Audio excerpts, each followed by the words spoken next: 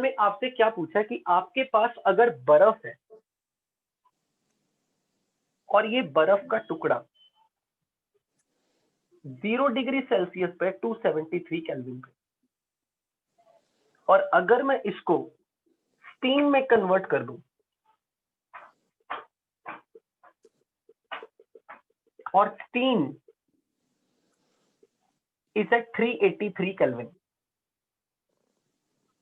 तो अगर ये हमारा इनिशियल सिस्टम है आइस और ये हमारा फाइनल सिस्टम स्टीम, तो बताओ यहां से यहां तक delta S for the system कितना होगा? सबसे पहले तो मुझे ये बताओ, आइस अगर 0 डिग्री पे है और यही आइस अगर 100 डिग्री से भी ज्यादा टेम्परेचर पे हो, 383 केल्विन 110 डिग्री सेल्सियस होगा, तो क्या बर्फ 0 डिग्री से 110 डिग्री तक स्टीम में कन्वर्ट हो सकती है? क्या ये पॉसिबल है? क्या बर्फ 0 डिग्री सेल्सियस पे अगर सॉलिड है तो क्या 110 डिग्री पे क्या वही स्टीम में कन्वर्ट हो सकती है? Yes sir. Yes sir. Possible ना? तो इसका मतलब ये प्रोसेस डेफिनेटली स्पॉन्टेनियस होगी और इस प्रोसेस में सिस्टम की एंट्रोपी डेफिनेटली बढ़ेगी। मैंने सिस्टम किसको बोला? आइस, और आइस को मैंने सिस्टम बोला है। तो सिस्टम आइस जब गैस बनेगा तो सॉलिड के कंपैरिजन में गैस में एंट्रोपी ज्यादा होती है, तो एंट्रोपी चेंज पॉजिटिव आएगा सिस्टम का। यानी कि मैं सबसे पहले तो क्वेश्चन से पहले ये समझूंगा कि सिचुएशन क्या दी है। सिचुएशन ये दी है, क्या बर्फ 0 डिग्री पे है और क्या ये बर्फ 110 डिग्री पे स्टीम में कन्वर्ट हो सकती है? बिल्कुल हो सकती है, लेकिन इस प्रोसेस में कई सारे स्टेप्स इन्वॉल्व है जिसके कारण ये क्वेश्चन बहुत अच्छा है। सबसे पहले आप बर्फ को 0 डिग्री सेल्सियस पे अगर ले रहे हो तो ये बर्फ गारंटेडली बर्फ लिक्विड पानी के साथ इक्विलिब्रियम में हमेशा होगी। There will be equilibrium with the liquid water and the ice. At 0 degree Celsius there will be equilibrium water solid to water liquid. और आपके पास 1 किलो बर्फ है तो 1 किलो बर्फ पानी और अपनी आइस फॉर्म में इक्विलिब्रियम एस्टेब्लिश कर रही 0 डिग्री पे। और जब तक सारे का सारा 1 किलो पानी को आप हीट देके 1 किलो बर्फ को मेल्ट नहीं कर लेते, तब तक आप इसे स्टीम में नहीं कन्वर्ट कर सकते। तो अगर कोई मुझे ये कह दे कि इस प्रोसेस के दौरान मुझे स्टीम की तरफ ले जाना है, तो मुझे बर्फ को पानी बनाना है, तो मुझे इसे हीट करना पड़ेगा, तो मुझे आइस को कुछ हीट सप्लाई करना पड़ेगा, क्यू अमाउंट ऑफ हीट, तभी बर्फ पानी बनेगी। और बिना लिक्विड में गए ये स्टीम तो बन नहीं सकती। अब इस प्रोसेस के दौरान जब ये सॉलिड से लिक्विड बन रही है, तो जब ये इक्विलिब्रियम होगा, तो क्या 1 किलो बर्फ को पानी बनते वक्त अगर मैं हीट सप्लाई करूंगा, तो क्या बर्फ का टेम्परेचर चेंज होगा या नहीं होगा? नहीं होगा। नहीं होगा। क्यों नहीं होगा सर। क्यों नहीं होगा? क्योंकि उस वक्त ये जो हीट है, ये बर्फ का टेम्परेचर क्यों राइज नहीं कर पा रही? क्योंकि वो सारा पानी कन्वर्ट करने में वर्क कर रहा है, कन्वर्ट हो रहा है। एग्जैक्टली, क्योंकि वो सारे की सारी हीट बर्फ के मॉलिक्यूल जो कि टाइटली पैक्ड है, उनको लिक्विड बनाने के लिए, मॉलिक्यूल को दूर करने के लिए उनमें पोटेंशियल एनर्जी स्टोर करने में खर्च होगी। उस वक्त हीट मॉलिक्यूल्स की काइनेटिक एनर्जी भी चेंज करेगी, और जब तक काइनेटिक एनर्जी में चेंज नहीं आएगा, टेम्परेचर राइज नहीं होगा, क्योंकि आइस के molecules they are tightly packed. उन्हें लिक्विड बनाने के लिए they are supposed to go away from each other. So ice के मॉलिक्यूल्स में अट्रैक्टिव फोर्सेस को ब्रेक करने के लिए, उनकी पोटेंशियल एनर्जी को कम करने के लिए ये हीट खर्च होगी, and that heat can not change the temperature. अब अगर ये हीट यहाँ पे टेम्परेचर चेंज नहीं कर सकते, तो इस स्टेप में अगर मुझे डेल्टा एस निकालना हो, तो मुझे लिखना पड़ेगा dq रिवर्सिबल बाय t का इंटीग्रेशन। और क्योंकि इक्विलिब्रियम है और इक्विलिब्रियम के समय पे यहाँ टेम्परेचर कांस्टेंट होगा, प्रेशर कांस्टेंट होगा। By the definition equilibrium, when there is an equilibrium, pressure and temperature is constant. So by default this q is nothing but qp। और इस प्रोसेस में टेम्परेचर चेंज नहीं हो रहा तो t इंटीग्रेशन से बाहर आ जाएगा। और अब अगर से कोई ये पूछे what is dq p, what is dq p? dh dh, और dh की integration is delta h by t। इसलिए डेल्टा s को डेल्टा h बाई t अगर लिखना है तो ये कंडीशन हो गई, delta s is delta h by t only when there is an equilibrium between the two phase. One is solid form, one is liquid form of the same substance. Whenever there is a phase change, phase transition, whenever takes place, it always occurs at constant temperature, it always occurs at constant pressure. At that time, whatever the heat you are supplying to the system, that heat is basically enthalpy change for the system. तो इसलिए यहाँ पे जो delta H लगेगा, जो heat supply आप ice को कर रहे हो, that is nothing but latent heat of fusion. This is latent heat of fusion. Do you know the meaning of the word latent? Latent मतलब किसी को आइडिया? छुपा हुआ, हिडन, छुपा हुआ। yes. क्योंकि ये जो हीट है ये कहीं ना कहीं इसके अंदर स्टोर हो गई है, क्योंकि आइस के मॉलिक्यूल्स को वाटर बनाने के लिए कुछ एक्स्ट्रा एनर्जी चाहिए ताकि उनकी पोटेंशियल एनर्जी लूज हो, पोटेंशियल एनर्जी घटे। इसलिए जो हीट सप्लाई होगी वो टेम्परेचर चेंज नहीं कर रही, पर जो हीट सप्लाई हुई वो सिस्टम की स्टेट बदल रही है, सॉलिड से लिक्विड, सिस्टम की स्टेट बदल रही है। इसलिए चेंज इन एच जरूर होगा, no delta H non zero नहीं। यहाँ पे आप बिल्कुल नहीं ये फॉर्मूला लगा सकते delta H is NCP delta T, क्योंकि आप ये फॉर्मूला तभी लगा सकते हो अगर टेम्परेचर में चेंजेस आ रहे हैं, पर यहाँ तो टेम्परेचर में चेंज ही नहीं आ रहा, पर सिस्टम की स्टेट तो बदल गई, सिस्टम की स्टेट सॉलिड से लिक्विड बन गई। और जितना भी यहाँ पे हीट सप्लाई हुआ, आइस ने जितनी हीट एब्जॉर्ब की, तो आइस के लिए ये डेल्टा एच पॉजिटिव है, तो सिस्टम की एंट्रोपी बढ़ रही है, यानी कि आइस से वाटर का बनना, change in entropy for system is positive number. और उन्होंने आपको ये दिया हुआ heat of fusion of ice 334 kilojoule per kilogram, और आपके पास है ही 1 किलोग्राम आइस, तो this delta H is 334 kilojoule, जिसको जूल बना लेता हूं, divide by temperature, temperature constant है 273 केल्विन। तो मैंने इस एग्जांपल के थ्रू आपको एक टॉपिक कवर करवाया कि जब कभी फेज ट्रांजिशन होता है तो डेल्टा एस कैसे निकालते हैं। This is a separate topic, how to calculate delta S when there is a phase change. Phase change always occurs, phase change और phase transition occurs at constant temperature and pressure. Sir वो formula लगाने पे क्या गलत होगा, क्योंकि वहां पे सीपी तो सही है ना, प्रेशर कांस्टेंट है, CP into delta T. CP किसका लोगे? आइस का। वो तो दिया ही नहीं। व्हाट, पहली बात तो आइस का सीपी ले लिया, पर आइस के लिए तो टेम्परेचर चेंज ही नहीं हो। यस सर, जीरो हो यहाँ से गया। मिल रहा है कि अच्छा। डेल्टा एच जीरो हो गया। हाँ डेल्टा सर। एच जीरो का मतलब क्या है कि आइस की स्टेट में कोई चेंज ही नहीं आया, अच्छा, जबकि आइस गलत। की स्टेट में तो चेंज आया। Yes sir. सर आप आपने ये जरूर रिवर्स कह साइकिल सकते हो क्यों कि ये लिखा? प्रोसेस आइसोथर्मल, सर आपने integrate, isothermal for the gas अलग चीज है, यहाँ पे solid liquid. Okay sir, understood. Sir last में आपने डेल्टा एच कैसे लिखा है? QP, heat at constant pressure is nothing but enthalpy, और DQ अगर DQP अगर DH है, DH का इंटीग्रेशन डेल्टा एच होगा। Okay sir. Initial state to final state में जो चेंज इन एंथैल्पी आएगा वो तो delta H of the process. Sir DH का इंटीग्रेशन तो एच होगा ना? DH का इंटीग्रेशन H होगा, लेकिन लिमिट क्या लगा हुआ है? सॉलिड स्टेट का H to the liquid state. Okay, sir. Yes, sir. Yes.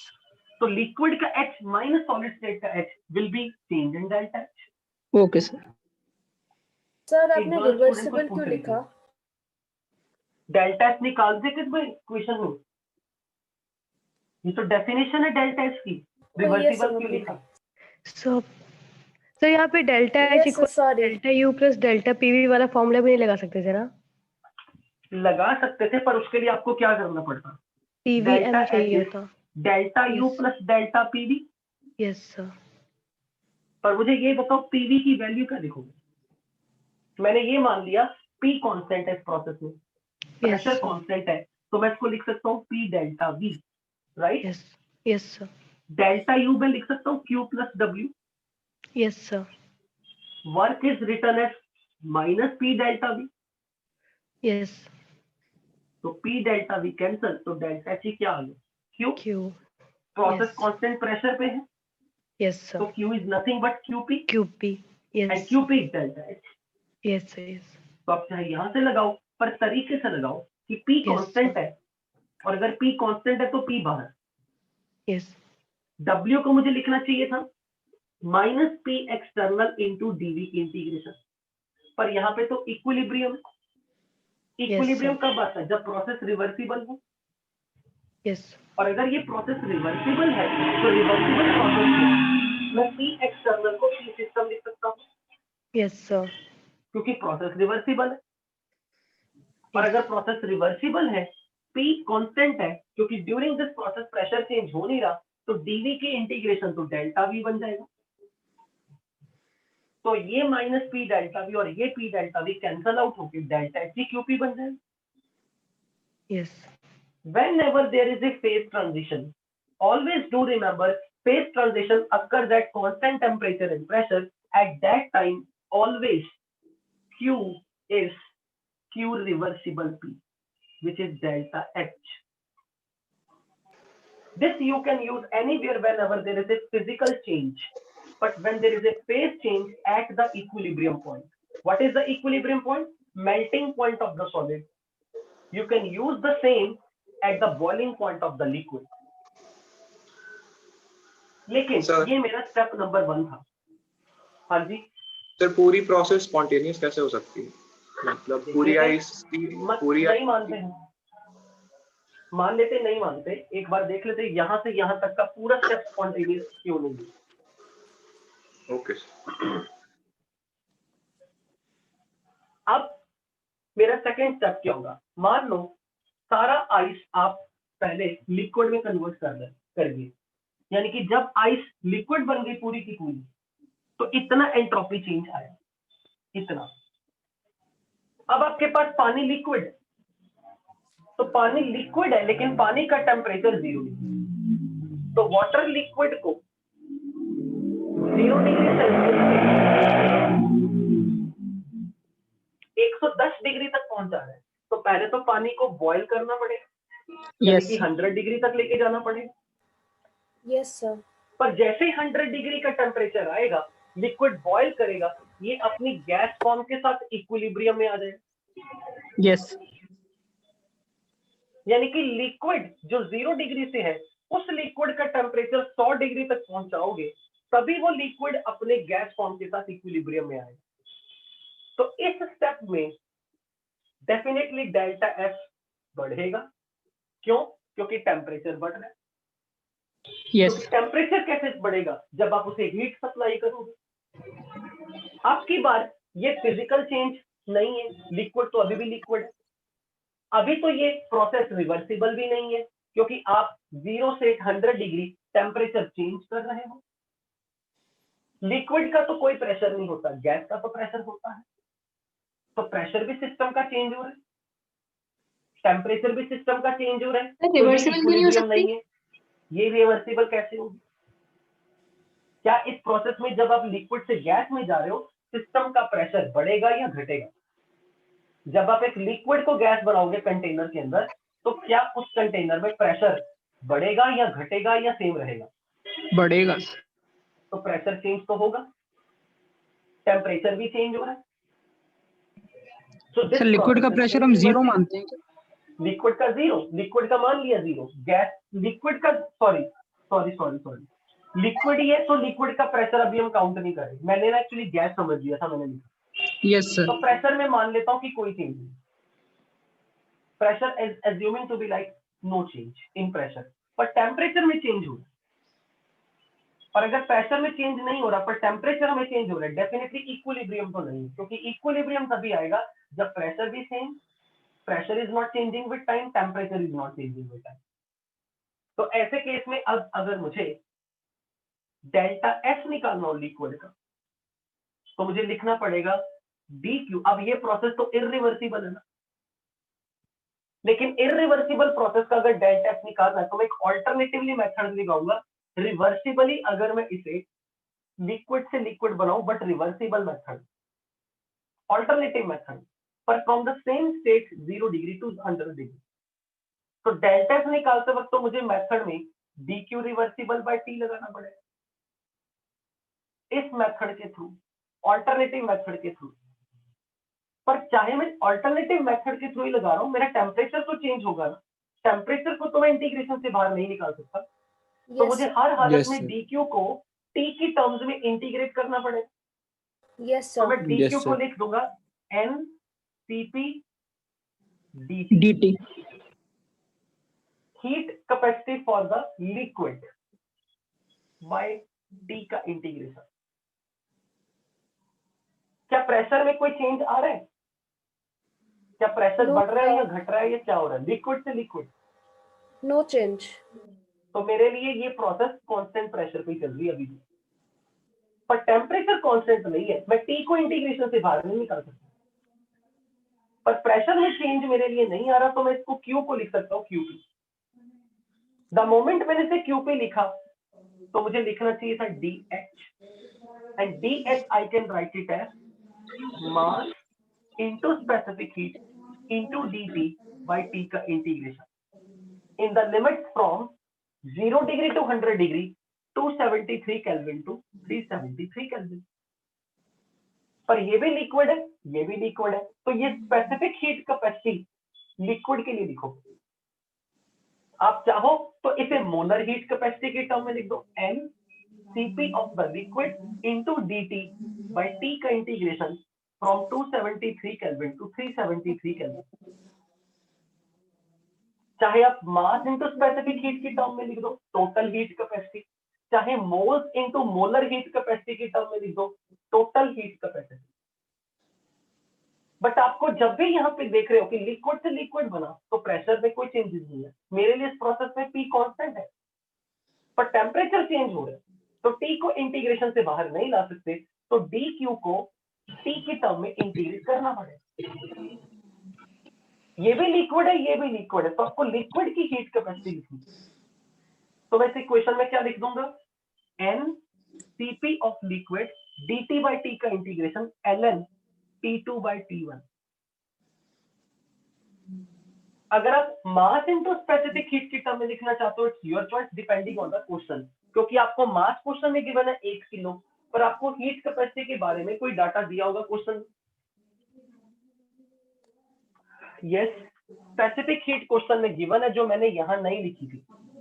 Specific heat capacity for the liquid is 4.2 kilo joule per kelvin per kilogram. Specific heat capacity for the vapour is 2 kilo joule per kelvin per kilogram. ये data question में given है, इसलिए मैं इसे अब इस form में ले जाऊंगा, क्योंकि स्पेसिफिक हीट का डाटा क्वेश्चन में दिया हुआ। मास मुझे पता 1 किलो है, सर वो तो आपने मेरे लिए सीपी ये लिखा नंबर है कि सीएस? नीचे आपने सीपी लिखा है कि सीएस जो given? CS specific heat capacity. Yes. क्योंकि जब मैं मास की टर्म में लिख रहा हूं तो ये specific heat capacity, okay sir. Obviously eight constant pressure into dt, क्योंकि इस प्रोसेस में प्रेशर कांस्टेंट है, तो उस पर टैग लगाना पड़ेगा CSP। तो मैं इसको फिर इस टर्म में लिख लेता हूं। सब प्रेशर कांस्टेंट है, हम ये कह सकते हैं ना कि 0 है, ऐसा तो नहीं कह सकते ना। प्रेशर तो 0 नहीं बोल सकते। पहली Yes. बात तो लिक्विड का प्रेशर क्या बोलूंगे सर कुछ तो अगर। होगा अच्छा ना। मुझे एक बात बताओ, इस प्रोसेस में जब आप लिक्विड को 0 से 100 डिग्री पे ले जा रहे हो, जस्ट आप एक लिक्विड को गर्म कर रहे हो ना, लिक्विड Yes, को sir. हीट ही तो कर रहे हो। तो Yes, मैं sir. इसको ये भी मान सकता हूँ कि आपने ओपन वेसल में कर दिया, क्योंकि अभी तक तो वो लिक्विड ही है। Okay, और sir. अगर क्लोज वेसल में भी कर दिया, जब तक लिक्विड लिक्विड ही है, प्रेशर को बिल्डअप हो नहीं रहा, तो प्रेशर तो उसके लिए कांस्टेंट है। मैं कह दूंगा external pressure P atmosphere, system का अपना प्रेशर तो कुछ भी नहीं है। तो इसे मैं बोल दूंगा कि this process is taking place at constant pressure. तो specific heat capacity at constant pressure into dt by t का इंटीग्रेशन ln 373 by 273। अब आपको मास दिया हुआ है क्वेश्चन में 1 kilo, specific heat capacity for liquid is 4.2 joule.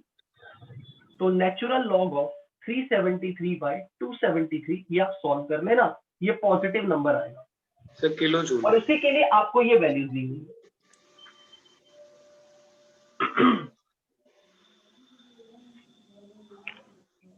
अब जो हमारा अगला स्टेप होगा, जब मेरे पास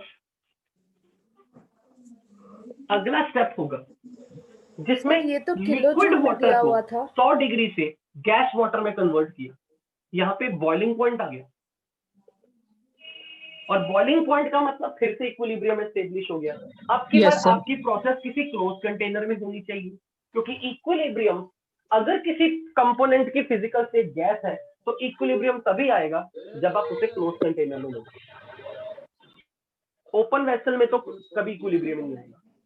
तो इसका मतलब इस प्रोसेस के दौरान प्रेशर फिर से कांस्टेंट है, टेम्परेचर फिर से कांस्टेंट है, because it is representing equilibrium. तो मैं फिर से बोल दूंगा, जब वाटर 100 डिग्री पर लिक्विड से अपने ही सेम टेम्परेचर पे गैस फेज में जा रहा है, this is again phase transition. और at the boiling point what happens? At the boiling point pressure of system becomes Constant. external pressure, which is 1 atm of surrounding. Boiling point वो situation है जब system का अपना pressure of the system यानी कि steam, liquid का तो कोई प्रेशर नहीं, स्टीम का प्रेशर एक्सटर्नल प्रेशर यानी कि P सराउंडिंग के बराबर हो, और सराउंडिंग अगर एटमॉस्फेयर ये नॉर्मल तो एटमॉस्फेरिक प्रेशर के बराबर हो, यानी कि pressure is going to be like is considered to be constant at the point when boiling point is there. So again for me this is a equilibrium step. Equilibrium step है, pressure and temperature is again constant. But phase transition is a reversible process. तो अब तो ये सच में process reversible है। तो मैं इसके लिए डेल्टा एफ निकालते वक्त D Q reversible P by T का इंटीग्रेशन लगा सकता हूँ। dqp is nothing but dH, और टेम्परेचर कांस्टेंट है, पर 373 केल्विन टेम्परेचर कांस्टेंट है, इंटीग्रेशन से बाहर आ जाएगा। और dH का integration in the limits enthalpy of liquid to enthalpy of gas, initial state to the final state, this is Yes. Delta H। And delta H अब की बार जो हीट आप इसे सप्लाई कर रहे हो वो टेम्परेचर चेंज तो कर नहीं रही, टेम्परेचर तो चेंज नहीं हो रहा, और अगर टेम्परेचर चेंज नहीं हो रहा तो ये हीट कौन सी है? Latent heat of vaporization. तो latent heat of vaporization question में गिवन है 249, तो मैं यहाँ रख दूंगा 249 kilo joule by 373, this is again positive number 2491। लेकिन जब ये स्टीम बन गई 100 डिग्री पे, सारी की सारी स्टीम 100 डिग्री पे बन गई, अब मुझे पता है मुझे इस गैस को 110 डिग्री पर लेके जाना है, पर अब फिजिकल फॉर्म सेम है पर टेम्परेचर चेंज हो रहा है, जबकि अब गैस है। तो जब गैस के लिए मुझे डेल्टा एस निकालना है तो अब मैं फॉर्मूला लगा दूंगा NCVM ln T2 by T1 plus NR ln V2 by V1, क्योंकि अब तो गैस का क्वेश्चन बन चुका है। तो बेसिकली मैंने आपको एंट्रोपी निकालने के 3 तरह के वो फॉर्मूले यूज करवाए। 2491 latent heat of vaporisation 2491 kilojoule per kilogram. Okay अब जब आप गैस से गैस जा रहे हो तब आप ये क्वेश्चन लगा सकते हैं।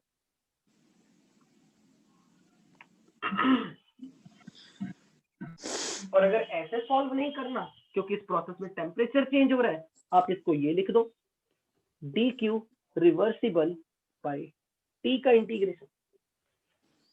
पर टेम्परेचर तो चेंज हो रहा है 100 डिग्री यानी कि 373 से 383 केल्विन पे। अब ये तो स्टीम है, स्टीम के लिए डाटा क्या दिया है? स्पेसिफिक हीट वाला। तो मैं Q को स्पेसिफिक हीट के टर्म में लिख दूंगा mass into specific heat into dt by t का integration in the limit from 373 kelvin to 383 kelvin. तो mass into specific heat, mass 1 kilogram, specific heat लेकिन किसकी? गैस की। और गैस की स्पेसिफिक हीट 2 किलो जूल है और dt बाय t का इंटीग्रेशन ln 383 बाय 373 केल्विन। यहां का भी पॉजिटिव आएगा। तो ओवरऑल 0 डिग्री से 383 तक लाने के लिए देखो कितने स्टेप्स आए। पहले इक्विलिब्रियम आया, पहला इक्विलिब्रियम मेल्टिंग पॉइंट वाला। फिर जब सारे की सारी आइस लिक्विड में कन्वर्ट हो गई तो वो लिक्विड स्टीम में कन्वर्ट किया, सॉरी उसी लिक्विड का टेम्परेचर राइज किया 100 डिग्री। और जब टेम्परेचर चेंज हो गया, फिजिकल फॉर्म वही थी पर टेम्परेचर चेंज हो रहा था, तो मैंने इसे mass into specific heat into dt by t लिखा। लेकिन जब वापस 100 डिग्री पे अपने बॉइलिंग पॉइंट पे आया, फिर से लेटेंट हीट का कॉन्सेप्ट आ गया। तब आपने लगा दिया latent heat divided by temperature of equilibrium. फिर से जब आपका फाइनल सब्सटेंस अपनी 100 डिग्री सेल्सियस के फिजिकल फॉर्म पूरी की पूरी बदल चुके हैं, अब उसका टेम्परेचर फिर से चेंज करना है, चाहे आप यहां से निकालें चाहे आप यहां से निकालें। तो बेसिकली हम हर बार इसी क्वेश्चन का यूज करें, हर बार। पर बस इसको कभी लिख देते हैं mass into specific heat into dt by t, और कभी बोल देते हैं t इंटीग्रेशन से बाहर है तो ये dq बन जाएगा लेटेंट हीट। लेकिन लगा आप इसी क्वेश्चन को डिफरेंट फॉर्म में लाए पर सोच के लगा रहे। Is that clear? Yes sir. Yes sir. Yes sir जो लॉग की वैल्यूज हमको दी हैं वो सब बेस ई पर ही है ना? 10 तो नहीं है? 10 वाली है ना, LOG लिखा। अच्छा 10 वाली है, ठीक है ठीक तो है ठीक आपको 2.303 लॉग कन्वर्ट करना पड़ेगा। यस हाँ सर, मल्टीप्लाई 2.303 करना log पड़ेगा। of this. Is that clear? Any doubt? Okay. Can I erase? Sir every case में डेल्टा इज ग्रेटर देन 0 है तो कंक्लूजन ओवरऑल बता दो फाइनली यहां से यहां तक। हाँ सर, ओवरऑल डेल्टा क्या आया? Positive. Positive sir. Yes sir. तो बेसिकली आइस के लिए स्टीम बनना स्पॉन्टेनियस प्रोसेस है अगर उसका टेम्परेचर 100 डिग्री से ज्यादा। किसका टेम्परेचर? क्या? तो वेपर का टेम्परेचर 100 से ज्यादा होना चाहिए। ऑब्वियसली स्टीम वेपर ही। तो वेपर 100 डिग्री पे भी तो होगा ना स्पॉन्टेनियस? बिल्कुल होगा ना, लेकिन मैंने बोला कि मैं उसे स्टीम कह रहा हूं, मैं वेपर नहीं कह रहा। वेपर वर्ड में तब यूज करूंगा जब गैस लिक्विड के साथ इक्विलिब्रियम में है, यानी कि बॉइलिंग पॉइंट। Okay sir. तो लेकिन ये रूम टेम्परेचर पे नहीं होता है ना? ऑब्वियसली यार रूम टेम्परेचर पे कैसे आइस स्टीम बन सकती है, जरा बताना। वही तो। एक मिनट, लास्ट में आपने क्या यही एक बार रिकॉर्डिंग अब देख लेना, उसमें सारी चीज ऑलरेडी 2 बार मैंने बोला है, आपको पता लग जाएगा। एक और क्वेश्चन देखते, question number 11, exercise 3 JEE mains online 2019 का question.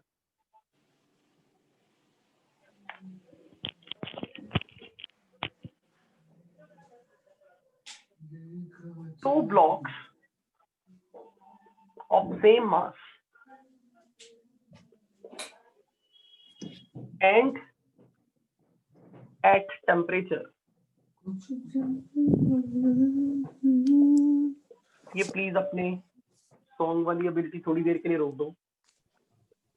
At temperature T1 and T2 respectively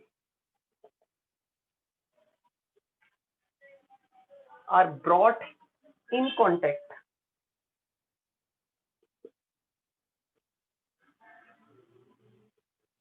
with each other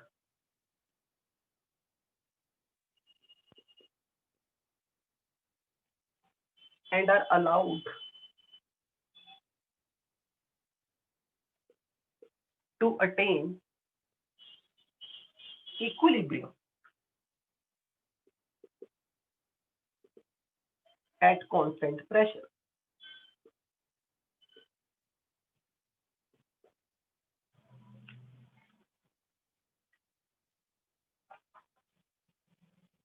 What is delta S for the process?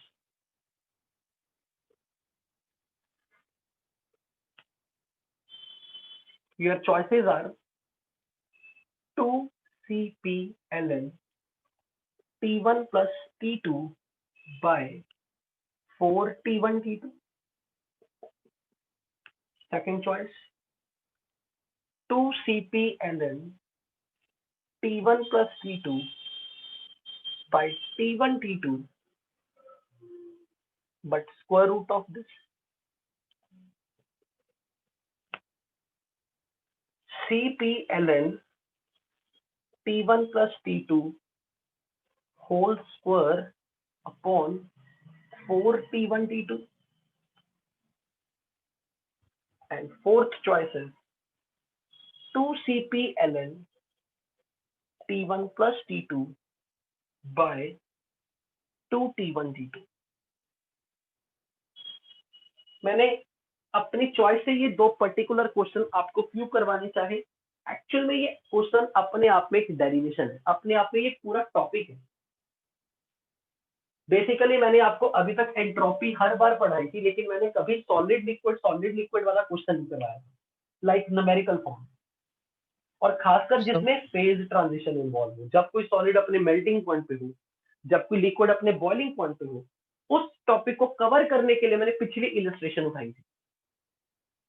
इसी तरह यहां भी एक ये इलस्ट्रेशन है। Basically it is one of the very good question which is basically a fact, it's a basically a derivation जो 2019 में JEE ने बच्चों से पूछी।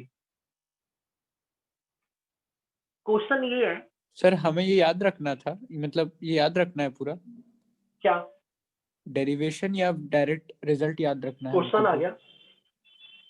वैसे तो अब आप डेरिवेशन की फॉर्म में करोगे, पर आपको उसका रिजल्ट अब तो मैं खोलूंगा, याद रखना चाहिए। Okay sir.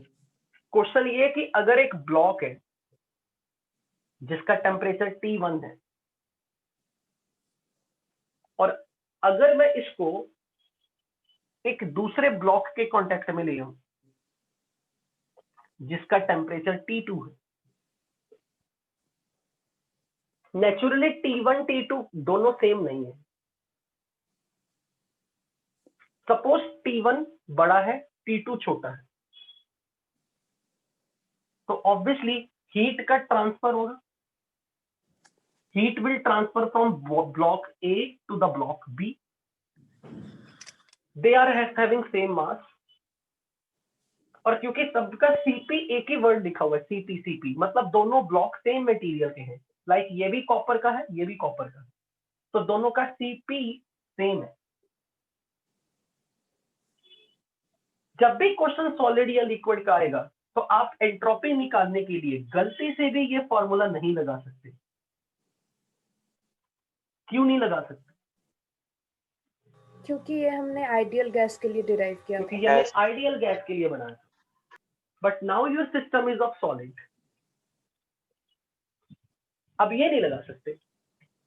पर आपको ये पता कि अगर आप A से B में किसी हॉट बॉडी को कोल्ड बॉडी के साथ कांटेक्ट में लाओगे, कभी ना कभी तो ये दोनों अपने सिस्टम को, अपने टेम्परेचर को बराबर कर लेंगे। दोनों का टेम्परेचर लेट्स से T हो जाएगा। After some time hot block will transfer heat to the cold block. तो इस ब्लॉक की एंट्रोपी घटेगी या बढ़ेगी? घटेगी। A कौन से ब्लॉक की? एंट्रोपी ए ब्लॉक की, सर घटेगी। घटेगी। और बी ब्लॉक की एंट्रोपी बढ़ेगी सर। बढ़ेगी। बढ़ेगी तो लेट्स सर। सपोज ये मेरा पूरा सिस्टम है आइसोलेटेड सिस्टम, यानी कि इसके अलावा मुझे पूरे सराउंडिंग में कोई मतलब नहीं। मैंने ये मान लिया कि ये मैंने इसे आइसोलेटेड सिस्टम मान लिया, पूरे को मैंने एक एडियाबैटिक बाउंड्री में मान लिया। मैंने क्यों माना एडियाबैटिक बाउंड्री में? मतलब मैं ये देखना चाह रहा हूँ ये इसने हीट लूज की, इसने हीट गेन। आप ये भी कह सकते हो सर हम इसे सिस्टम मान लेते हैं, तो मैं कहूंगा फिर ये सराउंडिंग बन गई। ये आपकी चॉइस है। आप पूरे को अगर मैं मान लूं कि एक आइसोलेटेड सिस्टम पूरे को मानना है तो भी मान लो, यानी कि हम ये कह रहे हैं सिस्टम के एक हिस्से से सिस्टम के दूसरे हिस्से में हीट गई, तो फिर इसके अलावा मेरे लिए कोई हीट कहीं लॉस नहीं हुआ, तो फिर Okay, मेरे लिए सराउंडिंग में कुछ हीट एब्जॉर्ब गेन की, अगर आप इस पूरे को सिस्टम मानते। अब अगर कोई ये कह दे कि इस प्रोसेस में Q amount of heat transfer हुआ, पर जो Q amount of heat transfer हुआ वो इस बॉडी के टेम्परेचर को T1 से T पे ले आया और इस बॉडी के टेम्परेचर को T2 से T पे ले आया, तो डेफिनेटली मैं ये बोल सकता हूँ कि जो T टेम्परेचर होगा वो T1 से छोटा होगा पर T2 से बड़ा होगा। Yes sir. बोलो यस सर। क्यों? क्यों? सर T1 घटेगा कि और जब ये T2 ठंडा बढ़ेगा। होगा, ये ठंडा होगा, ये गर्म होगा, तो इसका Yes, sir. टेम्परेचर बढ़ेगा और इसका टेम्परेचर घटेगा, तो जब थर्मल इक्विलिब्रियम आ गया दोनों का टेम्परेचर T होगा। अगर कोई मुझे कह दे कि ये वाला T टेम्परेचर बताओ कितना है, तो मैं कहूंगा ये हम ऐसे निकाल सकते हैं, जो इस A ब्लॉक में हीट लॉस की है, heat lost by A body should be equal to heat gained by B body. Sir question में दिया होना चाहिए था ना कि सराउंडिंग के साथ कोई हीट एक्सचेंज नहीं कर रहे हैं ब्लॉक्स। कुछ भी नहीं दिया, तो हम बस इतने मान लेते कि इसने अपनी हीट इसको दी, और तो कुछ भी नहीं कहा क्वेश्चन में, तो हम ये भी Yes. मान सकते कि और कहीं हीट लॉस नहीं हुआ, क्योंकि अगर कहीं और हीट लॉस हुआ होता तो वो कुछ ना कुछ क्वेश्चन में लिखा होता। Okay sir. अब मैं ये कह सकता हूँ कि ए ने जब अपनी हीट बी को ट्रांसफर की, तो मैं ये बोल सकता हूँ कि heat lost by the A which is negative for the system and this heat is positive for B. तो मैं इसको लिख सकता हूँ मास इनटू स्पेसिफिक हीट, या मैं ऐसे बोल दूं molar heat capacity into CPM into DT is equal to molar heat capacity into CPM into DT for B block and for A block, लेकिन यहाँ माइनस है क्योंकि हीट लॉस्ट है। अब मुझे उन्होंने ये नहीं बताया ब्लॉक, उन्होंने बोला सेम मास का है, तो मैं मास के टर्म में ले जाता हूं, तो मैं ऐसे लिख देता हूं mass into specific heat capacity at constant pressure into DT, mass into specific heat capacity at constant pressure into DT, पर हियर इट इज माइनस। पर आप ये मान रहे हो कि मैंने यहाँ पी क्यों मेंशन किया? क्योंकि इस प्रोसेस में क्या प्रेशर चेंज होगा? No sir. तो प्रेशर मतलब जो भी हीट का ट्रांसफर हो रहा है, तो ये प्रोसेस पूरे सिस्टम के लिए आइसोबारिक तो बनेगी। Yes sir. आइसोबारिक अगर बन गई तो जो भी क्यू है, क्यू नंबर तो क्यूपी ही है ना, क्यू नंबर तो क्यूपी बन गया। पहले तो ये बताओ क्या ये इससे अग्री करते हो कि क्यूपी क्यों लिखा मैंने? यस सर, प्रेशर कांस्टेंट है। Yes sir. सॉलिड के लिए कोई प्रेशर चेंज थोड़ा ना हो रहा है, तो उसने अपनी हीट लूज की, तो it is isobaric process by itself. तो क्यू का पाथ डिफाइन कर दिया मैंने कि ये प्रोसेस आइसोबारिक है। तो specific heat constant at constant pressure, specific heat capacity at constant pressure मुझे मेंशन किया मैंने। अब मैं ये लिख सकता हूं minus M into specific heat capacity at constant pressure, और ए बॉडी का फाइनल टेम्परेचर T था, इनिशियल टेम्परेचर T1 था, और इसके लिए बी बॉडी के लिए फाइनल टेम्परेचर T है, इनिशियल टेम्परेचर T2। तो यहां से MTS कैंसिल हो जाएगा, T की वैल्यू आ जाएगी T1 प्लस T2/2। बोलो यस और no. This is, don't consider this is a derivation. इस टाइप के न्यूमेरिकल आपको पक्की बात है कभी ना कभी क्वेश्चन में आएंगे। जब किसी एक ब्लॉक ने दूसरी ब्लॉक को हीट ट्रांसफर की और पूछा जाएगा कि दोनों जब इक्विलिब्रियम आएंगे तो क्या टेम्परेचर होगा, जरूरी नहीं होगा कि वो दोनों हमेशा एवरेज वाले टेम्परेचर पे है। ये तो इसलिए हुआ क्योंकि दोनों ब्लॉक का मास सेम था, दोनों ब्लॉक की हीट कैपेसिटी सेम थी। अगर मैंने इसका मास m1 रखा होता, इसका m2 रखा होता, ये कॉपर होता, ये कोई दूसरी मेटल होती, तो m1 CS1 m2 CS2 cancel नहीं होता। पर आप T पता कर सकते हैं। अगर आपको इनका T1 इनिशियल और इसका इनिशियल टेम्परेचर पता है और आपको कभी भी बोल दिया जाए हॉट बॉडी कोल्ड बॉडी को कांटेक्ट में ले आए और आप इक्विलिब्रियम पे बताओ कि फाइनल टेम्परेचर पूरे सिस्टम का क्या होगा, ऐसा क्वेश्चन तो इतना कॉमन है कि 9-10 के बच्चों को फिजिक्स में सिखा दिया है। इसलिए इस टाइप का क्वेश्चन अगर आ गया तो आपका गलत हो रहा है, तो बहुत बड़ी गलती आपकी। और ये भी अगर आपने रट लिया कि दोनों हमेशा एवरेज टेम्परेचर पे आ जाएंगे, ये भी जरूरी नहीं है क्योंकि मास may not be same. Specific heat can be different if both are of different substance. क्योंकि हर मेटल का, हर सब्सटेंस का अपना अपना स्पेसिफिक हीट है। Is there any doubt up to here? Sir हम ये मान सकते हैं कि ये याद कर सकते हैं heat lost by A equal to heat gained by ये B। तो हमेशा ही होता है, heat loss by 1 is equal to heat gained by other. So हर क्वेश्चन में ये तो पक्का हर होगा। क्वेश्चन में ये लॉ ही है, जो इसने हीट लूज की वो इसने तो गेन की। हाँ फिर ठीक है सर। अब मैं ये कह सकता हूं कि ए ब्लॉक की एंट्रोपी चेंज अगर निकालना है तो मैं इसके लिए लिख सकता हूं dq बाय टी रिवर्सिबल का integration in the limit A block का टेम्परेचर इनिशियली T1 था, अब T2। और क्योंकि ये प्रोसेस कांस्टेंट प्रेशर पे चल रही है सर तो T2 यहां नहीं मैंने होगा, dq, T होगा। सॉरी T होगा, T, वेरी गुड, T। और क्योंकि मुझे हीट कैपेसिटी की टर्म में डाटा दिया हुआ है तो मैं इसे हीट कैपेसिटी की टर्म में लिख रहा हूं, mass into specific heat at constant pressure into dt by t का integration from T1 to T। और ये नंबर बन जाएगा mass specific heat at constant pressure dt by t का integration log t by t। अब मुझे ये बताओ t की वैल्यू T1 से छोटी है या बड़ी है? छोटी छोटी है। है सर। तो इसलिए ओवरऑल ये पूरी टर्म नेगेटिव आएगी। Yes sir. Sir. Yes sir. तो इस सिस्टम के लिए एंट्रोपी चेंज नेगेटिव इस पार्ट यस के सर। लिए। तो अब हम इसकी बात करेंगे, इसके लिए आप निकाल के दो क्या आएगा। What will be entropy change for the B block? Positive sir. Positive. Value बताओ क्या आएगी? m M into into CS, P ln T by T2. So delta S for the second block will be mass into specific heat at constant pressure into ln T by T2. T by T2, where T is more than T2, it is positive number. अगर कोई बच्चा ये कहता कि sir मैंने इसे system मानना और इसे सराउंडिंग मानना, तो मैं कहता ये आपकी चॉइस है। आप ये कहते कि सराउंडिंग की एंट्रोपी बढ़ गई क्योंकि सिस्टम ने हीट लूज की, सराउंडिंग की एंट्रोपी बढ़ गई। अगर कोई बच्चा कहता सर मैं इसको पूरा सिस्टम मान रहा हूं और क्योंकि ये अपनी सारी हीट इसे दे रहा है तो एज्यूमिंग कि ये और किसी को अपना हीट लूज नहीं कर रहा तो एडियाबैटिक वॉल बना लेते हैं। तो उस केस में मैं कहता delta surrounding Q surrounding by T, फिर ये 0 होता क्योंकि अगर आपने इसको पूरा सिस्टम माना तो हीट इसमें इसको दी और आपने इसी को सिस्टम माना, ये भी सिस्टम का पार्ट है। फिर मैं कहता सिस्टम के एक पार्ट की एंट्रोपी घटी, सिस्टम के दूसरे पार्ट की एंट्रोपी बढ़ी और सराउंडिंग इसके अलावा कोई अगर और है उसने हीट ना लूज की ना गेन की तो ये नंबर 0।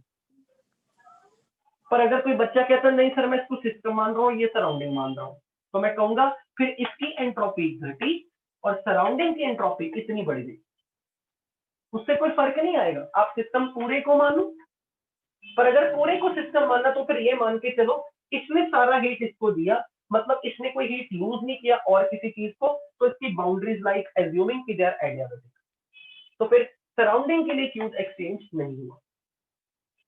अब अगर डेल्टा एस फॉर यूनिवर्स निकाल लो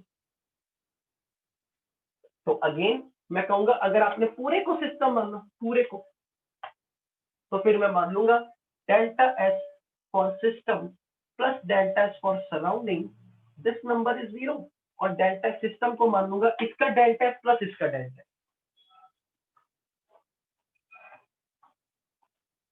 और अगर कोई कह दे मैंने इसको सिस्टम माना इसको सराउंडिंग माना, तो मैं कहूंगा delta S for A system delta S B for surrounding मिलके डेल्टा एस यूनिवर्स। तो अगर मैं इसकी वैल्यूज पुट कर दूं तो ये क्या आएगा, M C S L N T by T one plus M C S L N T by T two. मतलब मैं लिखा नहीं बार बार पी, अब मैं ज्यूम करूं कि आपको पता कि पी आएगा, लिख देता हूं मास into specific heat at constant pressure, mass into specific heat at constant pressure. यहां से ये वैल्यू क्या बन जाएगी, ये क्या बन जाएगा, m into specific heat at constant pressure common log T by T1 plus log T by T2, and this number is nothing but ln क्या लिखूं T square by T1 T2। yes or no? Yes sir, सही है। अब मैं T की value put करने लगूं, T ये था, तो ये क्या बन जाएगा, मास into specific heat at constant pressure log T1 plus T2 का whole square by 4 T1 T2।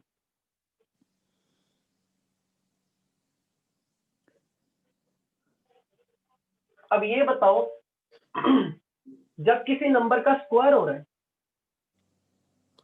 तो यह पॉजिटिव नंबर ही होगा, यस सर, और T1 T2 प्रोडक्ट ये भी पॉजिटिव ही। यस। लेकिन मुझे भी ये नहीं पता कि ऊपर वाला नंबर बड़ा है या नीचे वाला नंबर छोटा है, या ऊपर वाला नंबर छोटा है या नीचे वाला नंबर बड़ा है, पर ओवरऑल एंट्रोपी चेंज इतना आएगा। पर ये बताओ इस ऑप्शन के साथ आप कौन सा आंसर टिक करते हैं? सी सर। सर सी। ऐसा ऑप्शन आपके पास? हाँ सर, एक ऑप्शन ऐसा है। बिल्कुल राइट। यस अब सर। अगर कोई मुझे ये कह दे कि प्रूव करो कि ये नंबर पॉजिटिव है, तो मैं कह दूंगा, अगर मैं इसको ऐसे लिख दूं T1 माइनस T2 का whole square is always positive number, तो मैं ये लिख सकता हूं T1 square plus T2 square minus 2 T1 T2 is positive number.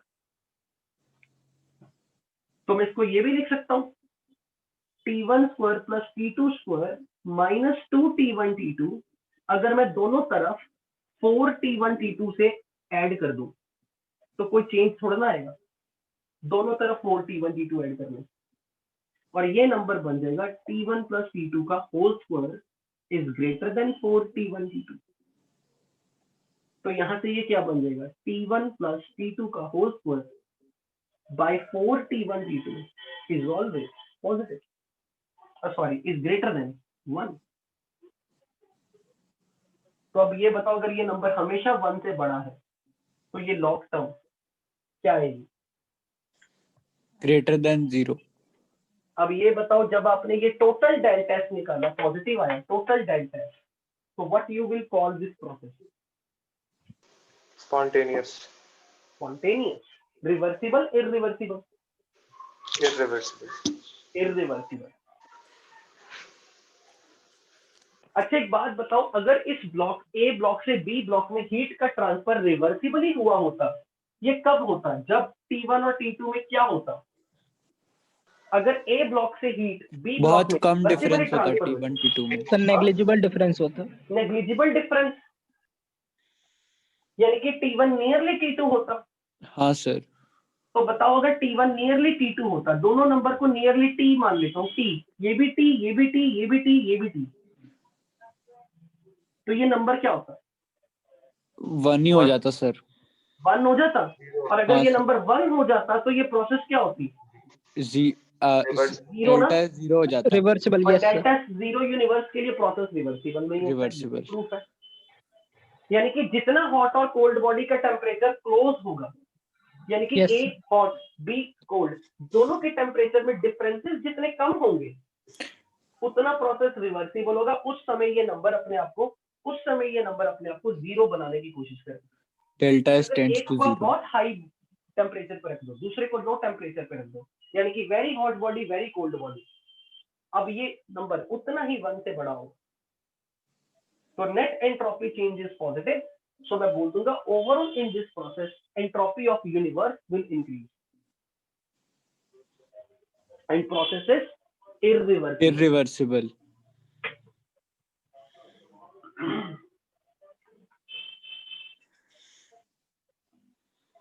Is that clear? Yes, sir. Yes sir, clear. अब एक 7th क्वेश्चन आप करोगे। For which of the process delta S is negative? Carbon diamond से graphite बन रहा है,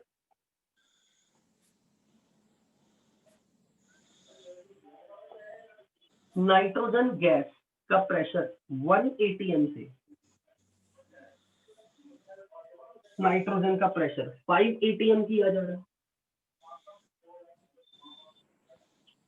nitrogen gas at 273 kelvin से nitrogen gas at 300 kelvin हो रही है, और हाइड्रोजन गैस से एटम बनाई जा रही है। आपको बताना है कहां एंट्रोपी चेंज नेगेटिव हो रहा है।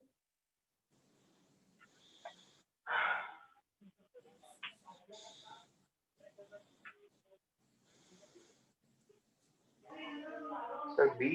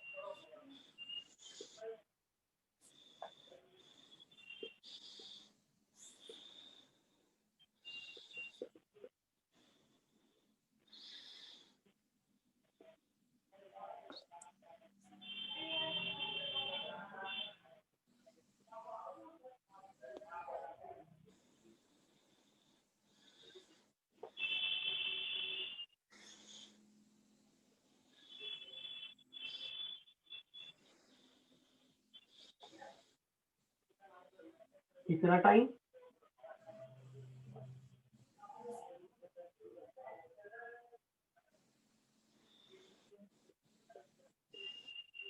Sir B number. Tell me A B C D। B sir. B Bombay. B can you explain? Pressure बढ़ा है सर। गैस के ऊपर प्रेशर बढ़ रहा है, इसका मतलब क्या कि गैस को क्या किया जा रहा है? हीट लूज कर रही है सर। हीट अगर लूज, नॉर्मल लैंग्वेज में बताओ, मुझे नहीं पता गैस ठंडी हो रही गर्म हो रही, मुझे नहीं पता कि प्रोसेस एडियाबैटिक है या आइसोथर्मल, ऐसा कुछ नहीं। प्रेशर बढ़ रही है तो मॉलिक्यूल्स आपस में क्लोज हो रहे हैं, तो रैंडमनेस भी कम आसपास हो आ रही रहे है। हैं। रैंडमनेस तो डिक्रीज हो। सीधा बोल दो कि gas is undergoing compression, compression, compression. और गैस की नेचुरल टेंडेंसी क्या होती है? एक्सपेंशन की। एक्सपेंड करने एक्सपैंड की। तो इस प्रोसेस में गैस की एंट्रोपी लूज हो रही है। अच्छा, यहाँ क्या हो रहा है? यहाँ बढ़ रही है। टेम्परेचर इंक्रीज हो रहा है पर स्टेट सेम रह रही। उससे क्या होगा? Entropy change. Can you know any mathematical equation two calculate entropy change for gas? Yes yes sir. Yes sir. NCVM NCVM VM ln T2 LNT T2 by T1 plus N RLN V2 by V1। अब हमें ये तो पता नहीं volume के बारे में, बस टेम्परेचर का डाटा दिया, तो उसी को देख के बता दो ना। हाँ सर, पॉजिटिव पॉजिटिव होगा सर। या सीधा कह दो, अगर गैस का टेम्परेचर बढ़ रहा है तो गैस को हीट किया जा रहा है, यस सर। और जिसके खाते में हीट जाएगी, हीट एब्जॉर्ब होगी, उसका एंट्रोपी से रैंडमनेस बढ़ेगी। पॉजिटिव। ओके। अच्छा अब ये बताओ, यहाँ एंट्रोपी चेंज पॉजिटिव है, ये समझ में आ गया तुम्हें। यहाँ कैसे? डायमंड से ग्रेफाइट। सर डायमंड ज्यादा, मतलब डायमंड के मॉलिक्यूल ज्यादा टाइटली पैक्ड होते हैं ग्रेफाइट के क्यों? कंपैरिजन में। क्यों? उसका स्ट्रक्चर होता है, ग्रेफाइट का स्ट्रक्चर लेयर्स वाला होता है, और वेरी उसके गुड। चारों atom, layered structure. Yes sir. Diamond के चारों carbon atoms free to move against each other because of van der Waals force. Yes sir. Yes sir. लेकिन डायमंड में सारे के सारे चारों एक कार्बन कार्बन है, जुड़े चारों होते हैं। कार्बन के साथ बॉन्ड बनाया है, and they all have tetrahedral geometry. Yes, sir. Yes sir. It's well hard solid. The hardest known solid. ठीक है, पर चलो मैं ये कह रहा हूँ कि मुझे इससे कोई मतलब नहीं। ग्रेफाइट के स्ट्रक्चर पे जाके मैं नहीं पूछ रहा हूँ, मैं नहीं कह रहा कि मुझे ये आंसर स्ट्रक्चर के बेस पे चाहिए। मान लो एक बच्चे को नहीं पता डायमंड बेस है, और वो किस तरीके से एक्सप्लेन करेगा? एनर्जी। कैसे? तो ग्रेफाइट ज्यादा स्टेबल है। Graphite is more stable. Yes sir, diamond. Okay good. Graphite more stable है, यानी कि अगर ग्रेफाइट मोर स्टेबल है डायमंड से, तो डायमंड से ग्रेफाइट में जाने के लिए एनर्जी लूज करनी पड़ेगी या गेन करनी पड़ेगी?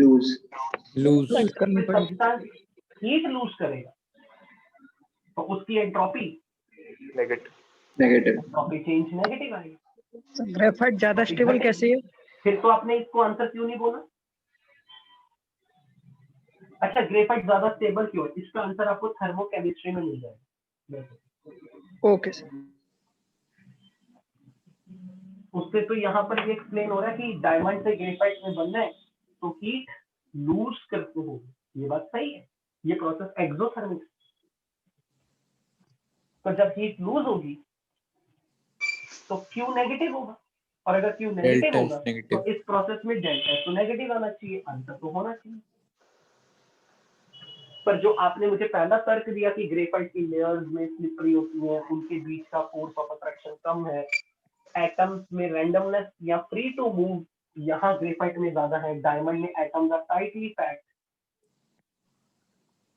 तो ये कॉन्ट्राडिक्ट कर रहे हैं। तो कोई और तरीका है एक्सप्लेन करने का? Can you tell me about density? अच्छा डायमंड से ग्रेफाइट में जाने में वर्क की साइन क्या होगा? Negative positive? Work done by the system या work done on the system? जब डायमंड से ग्रेफाइट बाय द। क्यों? कैसे? मान लो अगर बराबर मास है, 2 ग्राम डायमंड को मैंने 2 ग्राम ग्रेफाइट बना दिया, तो वर्क का साइन कैसे एक्सप्लेन करो? सर नेगेटिव होगा। वर्क पॉजिटिव होगा सर, वॉल्यूम बढ़ेगा। दोबारा शाबाश शाबाश। क्या? वर्क पॉजिटिव होगा क्योंकि वॉल्यूम बढ़ेगा। क्यों? सर डायमंड का जो बॉन्ड होता है वो बहुत टाइट, मतलब बहुत टाइट होता है सर, वो नजदीक होता है एटम्स, लेकिन ग्रेफाइट सर तो वॉल्यूम मतलब आप ये कहना चाह रहे हो कि डायमंड, अगर मैंने दोनों का सेम मास कंपेयर करूं तो डायमंड का वॉल्यूम कम होगा। कम होगा। मुझे सुना नहीं। कम होगा। कम होगा because diamond is more dense. Yes sir. Yes हाँ सर। सीधा बोलो, डेंसिटी डायमंड की ग्रेफाइट से ज्यादा है, तो इसका वॉल्यूम कम होगा। कम होगा। कम होगा, राइट? हाँ yes sir. Sir. Yes sir. तो अगर इसका वॉल्यूम कम होगा, लो वॉल्यूम, और ये हाई वॉल्यूम में जा रहा है, तो ये एक्सपेंशन हो रहा है या कंप्रेशन हो रहा है? Expansion sir. और जब कोई चीज एक्सपैंड करती है तो उसमें एंट्रोपी चेंज पॉजिटिव होता है। Work done by the system. Right, क्योंकि work done by the system. By the system है सर। पहले कॉन्ट्रडिक्शन क्यों आ रही थी? कॉन्ट्रैक्ट क्यों किया? अभी देखो, डेल्टा एच इज अच्छा पहले तो ये बताओ, जब डायमंड ग्रेफाइट में कन्वर्ट होगा प्रेशर चेंज हो रहा है सिस्टम का? नो सर, नहीं। क्यों नहीं हो रहा? स्टेट चेंज नहीं हो रहा। इक्विलिब्रियम में। कुछ अच्छा सा इजी आंसर, प्रेशर क्यों नहीं चेंज हो रहा? सर प्रेशर सॉलिड का हमेशा 1 रहता है, आपने बताया। ओके, मतलब प्रेशर को मैं कांस्टेंट मान लूं, यस यही कहना चाह रहे हो ना? Yes sir. इक्विलिब्रियम घबरा है के सर। क्यों बोलते हो? गलत क्या हो जाएगा? गलत हो गया तो हो गया। यस सर, प्रेशर कांस्टेंट रहेगा। तो मैं ये बोल सकता हूँ delta H is delta U plus delta of PV. मैं वैसे डेल्टा एच में क्यों गया? क्योंकि मैं इसलिए गया क्योंकि मैं D Q reversible eight constant pressure by T की इंटीग्रेशन से यहाँ का डेल्टा एच देखा। मैंने ये देखा कि डायमंड से ग्रेफाइट गया तो सॉलिड से सॉलिड कन्वर्जन है, तो सिस्टम का प्रेशर कांस्टेंट ही। हाँ सर। अग्रीड और not? Yes sir. Yes sir. तो मेरे लिए क्यू क्यू पी है which is nothing but delta H by T. तो टेम्परेचर तो कांस्टेंट ही है मेरे लिए, क्योंकि मुझे टेम्परेचर के बारे में वैसे भी नहीं यहाँ कुछ डाटा दिया। Yes sir. पर ये जरूर दिख रहा है कि जब आप डायमंड से ग्रेफाइट बनाओगे, क्योंकि आप लेस स्टेबल से मोर स्टेबल में जा रहे हो, डेल्टा यू नेगेटिव। तो ये साइन तो नेगेटिव होना चाहिए। यस। पर फिर Yes, मेरा sir. काउंटर आर्गुमेंट आ जाएगा आपके पास। काउंटर आर्गुमेंट ये आएगा कि अगर कोई चीज हीट लूज कर रही है, डायमंड से जब ग्रेफाइट हुआ तो हीट लूज हुई, तो क्या डायमंड का टेम्परेचर चेंज नहीं होगा? नो। होगा ना सर। जब किसी ने हीट लूज किया तो टेम्परेचर चेंज होगा सर। टेम्परेचर चेंज होगा। टेम्परेचर घटेगा या बढ़ेगा? घटेगा। घटेगा सर। लूज घटेगा, कर। राइट, घटेगा। हाँ हाँ सर। तो अगर कोई मुझे ये कह दे कि डेल्टा एच को लिखो N C P D T by T का इंटीग्रेशन, तो मेरे लिए तो ये डी टी नंबर नेगेटिव आना चाहिए। हाँ सर। और अगर ये नेगेटिव आ रहा है तो डेल्टा एच तो नेगेटिव होना चाहिए, यही हम बोल रहे हैं। हाँ यस सर। सर। तो अगर कोई कह दे कि भाई यहां से यहां जब इसने अपना हीट लूज की तो इसका टेम्परेचर घटा, तो मैं यहां से आपको बोल रहा हूँ कि आप एक चीज भूल गए इस प्रोसेस में, एक चीज भूल गए। केमिकल इक्विलिब्रियम में वापस जाओ। केमिकल इक्विलिब्रियम में आपने ये चीज पढ़ी थी कि कार्बन अगर ग्रेफाइट से डायमंड बनाता है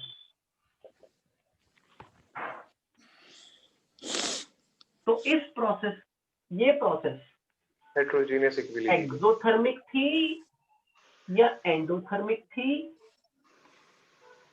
और प्रेशर को बढ़ाने और प्रेशर को घटाने का इफेक्ट क्या आता था? केमिकल इक्विलिब्रियम, हेटेरोजेनियस इक्विलिब्रियम, ली सेटलर प्रिंसिपल की एप्लीकेशन। एंडोथर्मिक। ये प्रोसेस एंडोथर्मिक। एंडोथर्मिक। ग्रेफाइट से डायमंड, एंडोथर्मिक, एंडोथर्मिक। यानी कि डेल्टा एच इज पॉजिटिव। यानी कि टेम्परेचर को क्या करने से रिएक्शन फॉरवर्ड जाएगी? बढ़ाने से। टेम्परेचर को बढ़ाने से रिएक्शन की स्पॉन्टेनिटी फॉरवर्ड में बढ़ेगी। यस। अच्छा, प्रेशर का क्या इफेक्ट पड़ा था तब जरा बताना। केमिकल इक्विलिब्रियम में प्रेशर का इफेक्ट पड़ा था सॉलिड सॉलिड सिस्टम में। प्रेशर बढ़ाने से इक्विलिब्रियम उस तरफ जाता है जिधर डेंसिटी कम होती। बढ़ती है। प्रेशर बढ़ाने से सिस्टम Yes, उस तरफ sir, जाता है बढ़ती है, जिधर बढ़ती है। डेंसिटी बढ़ती है। और डेंसिटी किधर की ज्यादा है? ग्रेफाइट की, डायमंड? डायमंड की ज्यादा है डायमंड सर। की ज्यादा है। डायमंड की ज्यादा है। तो यहाँ की डेंसिटी, डायमंड की डेंसिटी ज्यादा है। और अगर मैं प्रेशर बढ़ाऊंगा तो ये प्रोसेस फॉरवर्ड में जाएगी। तो अब मुझे चीज ये बताओ, जब आप डायमंड से ग्रेफाइट में लेके जाना है तो आपको क्या करना पड़ेगा? प्रेशर घटाना पड़ेगा। प्रेशर घटाना पड़ेगा, ठीक है। यस हाँ तो क्या सर मैं Yes, प्रेशर घटाना जब पड़ेगा। घटाऊंगा डायमंड से ग्रेफाइट के लिए, तो एक्सपेंशन मैं तो सिस्टम का प्रेशर चेंज कर रहा हूँ या नहीं कर रहा हूँ? चेंज कर रहे हैं सर। चेंज हो रहा है सर। राइट, क्योंकि डायमंड से ग्रेफाइट में जाते वक्त जब मैंने बोला कि वॉल्यूम बढ़ गया, वो बेसिकली मैं ये कह रहा हूँ कि हमने उसके लिए प्रेशर घटा दिया। हाँ सर। और अब अगर कोई मुझे ये कह दे कि डायमंड और से ग्रेफाइट में प्रोसेस क्या थी, एक्सोथर्मिक हीट लूज भी हुई, एंडोथर्मिक। ये डायमंड से ग्रेफाइट, ये तो ग्रेफाइट एक्सोथर्मिक थी, Exo- डायमंड से हाँ। ग्रेफाइट एक्सो थी। एक्सोथर्मिक। एक्सोथर्मिक है। तो मैं कहूंगा कि ओवरऑल तो इसने हीट लूज की, और इस Yes. प्रोसेस में टेम्परेचर को क्या करना, टेम्परेचर क्या हो रहा है, डायमंड का टेम्परेचर इंक्रीज। घट रहा है। Decrease. घट रहा है। और टेम्परेचर का घटना एंट्रोपी को क्या करेगा, घटाएगा या बढ़ाएगा? कम करेगा बढ़ाएगा। सर, घटाएगा। लेकिन वॉल्यूम भी तो बढ़ रहा है ना, हाँ Yes, sir. sir. Yes, volume randomization का बढ़ रहा बढ़ना है। एंट्रोपी बढ़ाएगा। बढ़ाएगा. बढ़ाएगा। और अगर ये प्रोसेस इरिवर्सिबल है, इरिवर्सिबल प्रोसेस में net entropy change should be positive. Positive. क्या Positive. हुआ, पॉजिटिव। टेम्परेचर का घटना जो एंट्रोपी को घटा रहा है और वॉल्यूम का बढ़ना जो एंट्रोपी को बढ़ा रहा है, which factor is prominent, which factor is dominant? Volume ज्यादा का बढ़ रहा है। बढ़ना। Volume का वॉल्यूम बढ़ना. ज्यादा बढ़ रहा है। वॉल्यूम का बढ़ना ज्यादा हो रहा है, क्योंकि प्रोसेस तो इरिवर्सिबल है, और इरिवर्सिबल प्रोसेस है तो overall entropy change for the system has to be positive. Sir Yes, sir. Irreversible क्यों है? नो, पता लगा मैं क्या कह रहा हूँ? Yes, sir. अच्छा, अब किसी ने पूछा कि आपने सिर्फ ये क्यों कहा कि ये स्पॉन्टेनियस है? क्योंकि डायमंड के कंपैरिजन में ग्रेफाइट ज्यादा स्टेबल है, और लेस स्टेबल से मोर स्टेबल अगर जा रहे हो, ध्यान से सोचना। अभी जो मुझे पहला वाला आर्गुमेंट दिया था किसी बच्चे ने कि सर ग्रेफाइट की लेयर में ना स्लिपरीनेस भी होती है, वहां पे atoms are relatively free to move, layers are free to move, तो इसमें एंट्रोपी बढ़ रही है, फ्रीडम बढ़ रही है। Yes sir. दूसरी चीज मैं ये भी कह रहा हूँ, डायमंड के कंपैरिजन में ग्रेफाइट ज्यादा स्टेबल है, तो क्या डायमंड को ग्रेफाइट बनने में दो फायदे होंगे, एंट्रोपी भी बढ़ रही है, फ्रीडम भी बढ़ रही है, ऊपर से ये स्टेबल भी हो रहा है। हाँ सर। तो क्या इस चीज के कारण डायमंड का ग्रेफाइट में जाना स्पॉन्टेनियस होगा या नहीं होगा? इन दोनों रीजन के आधार पे सर स्पॉन्टेनियस होगा। तो सर अगर इसीलिए spontaneous है, इरिवर्सिबल होगा। इसीलिए ये प्रोसेस इरिवर्सिबल होगी, क्योंकि इस प्रोसेस में वॉल्यूम भी बढ़ रहा है, और Yes, वॉल्यूम का sir. बढ़ना एंट्रोपी को बढ़ाना चाहता है। हाँ और सर। दूसरी चीज इस प्रोसेस में लेस स्टेबल से मोर स्टेबल में सिस्टम जा रहा है, उसको एनर्जी का भी फायदा है, एंथैल्पी वाइज भी वो एक्सोथर्मिक प्रोसेस है। इसलिए ये दोनों कारण इस प्रोसेस को स्पॉन्टेनियस बना रहे हैं। उसके लिए, क्योंकि जब ये हीट लूज करेगा, भले ही अपने आप को ठंडा कर रहा है, इसकी अपनी एंट्रोपी, भले ही आपको लग रहा है कि डायमंड की एंट्रोपी तो घट रही है ना, घटने दो, पर जब डायमंड ग्रेफाइट बन रहा है उसकी एंट्रोपी इंक्रीमेंट ज्यादा हो रहा है। हाँ सर। समझ में आई ये चीज? Yes sir. sir. यस और no? Understood sir. Okay, now D option, hydrogen molecule है, मॉलिक्यूल से भी ये क्या बन गया? एटम्स। एटम बन गया। Who has more freedom? Atom. Atom has more freedom. Atom sir. Why? Sir क्योंकि मॉलिक्यूल उनके बीच कंबाइंड में फॉर्म में बॉन्ड होते नहीं हैं ना। होता। Molecules में atoms are bonded together. They are Yes, sir. restricted. But here atoms are free to move. So यहाँ भी entropy change positive है, यहाँ भी entropy change positive है, entropy change negative है, entropy change positive है. Atoms are single. Okay. They can Now- combine with Tell me here. 4. किस process में एंट्रोपी चेंज नेगेटिव है? फोर्थ से फोर्थ सर।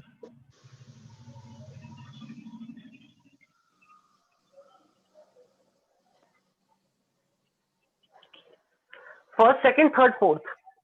फोर्थ। फोर्थ। क्यों? फर्स्ट में क्या हो रहा है? सब्लिमेशन। उससे क्या होता है? Solid directly Solid solid to directly gas. gas में बनता है। गैस में कन्वर्ट हो रहा है। Yes. एंड सॉलिड और गैस में किसका एंट्रोपी पॉजिटिव होगा, जिसमें एंट्रोपी Gas. ज्यादा होगा किस फिजिकल फॉर्म में? सर गैस गैसियस में फॉर्म ज्यादा में। ज्यादा होगा। Okay, dissolution of iodine in water. Sir IO2 अगर वाटर में डिसॉल्व होगा तो फ्री हो जाएगा, वो उसका वॉल्यूम बढ़ जाएगा। बढ़ ये कह जाएगा। दो आयोडीन पहले सॉलिड है, पर जब वो सोल्यूशन फॉर्म में आएगा, घुल सॉलिड जाएगा से वो। सोल्यूशन बनने में अच्छा, हाँ, वॉल्यूम हाँ। बढ़ेगा। यस सर, Yes, तो sir. वॉल्यूम का बढ़ना एंट्रोपी को बढ़ाएगा। Yes sir. सॉलिड से गैस बन रही है, पहले इनिशियल स्टेट Entropy ये, फाइनल increase स्टेट होगी। ये। हाँ, सॉलिड से gas entropy increase change positive. Positive.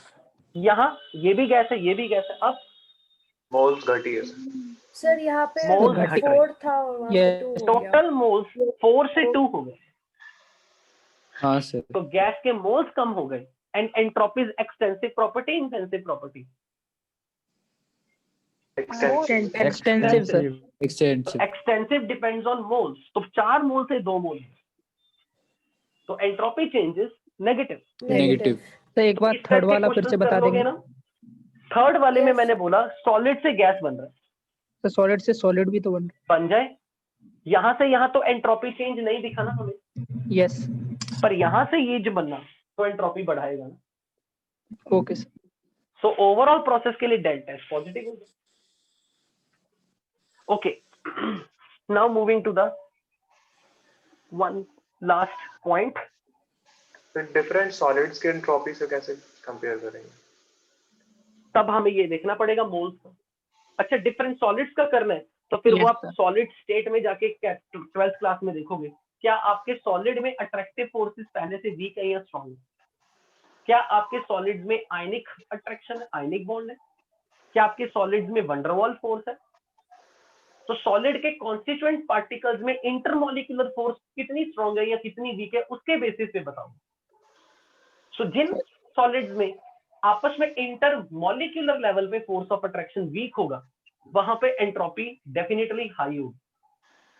और जहां पर एटम्स और मॉलिक्यूल्स और आयंस में strong intermolecular force of attraction होगी, लाइक आयनिक सॉलिड्स में, वेयर ऑपोजिट चार्ज कैरी करने वाले आयंस में स्ट्रॉन्ग इलेक्ट्रोस्टैटिक कोलम्बिक फोर्स है, तो वहां पे entropy will be very less. Is that clear? तो शीट में क्वेश्चन है ना HgO और HgS का, वो कैसे करेंगे? मोलर मास से मॉलिक्यूल जितना बड़ा होगा, HgO से HgS में जाओगे। अगर एटम का साइज बढ़ गया तो भी एंट्रोपी बढ़ गई, क्योंकि अगर एटम का साइज बढ़ गया, ऑक्सीजन से सल्फर बना दिया, तो एटम का रेडियस बढ़ गया। हाँ सर, वॉल्यूम बढ़ जाएगा। Sir. हो सकता है वॉल्यूम बढ़ गया मॉलिक्यूल का। Yes sir. Yes, sir. So now I am going to teach you another state function, that is free energy. तो फ्री एनर्जी पढ़ने से पहले एक बार हम ये देख लेते हैं third law of thermodynamics.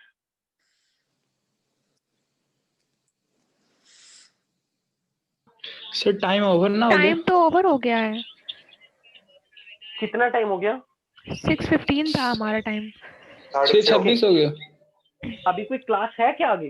10 minutes और लेना चाहता हूँ मैं। ओके। नहीं है सर। नहीं है सर, ले लीजिए। कोई क्लास तो नहीं है ना?